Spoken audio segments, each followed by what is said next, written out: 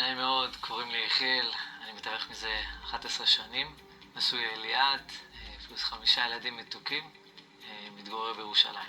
לתחום התיווך הגעתי מזה שתמיד רציתי לעסוק בתחום העצמאות, בתחום הנדל"ן, עזרה לאנשים. זה היה עיקר המטרה להגיע לתחום הנדל"ן.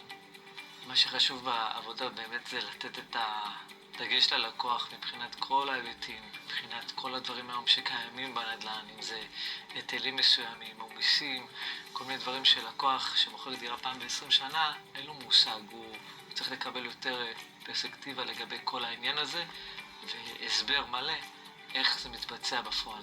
אחד הדברים הכי חשובים זה העניין של הערך מוסף בתחום הנדל"ן, שיש מקצוע באמת יש לו את הערך מוסף ומה עושה אותו מובדל משאר אנשי המקצוע האחרים ואיך זה בא לידי ביטוי.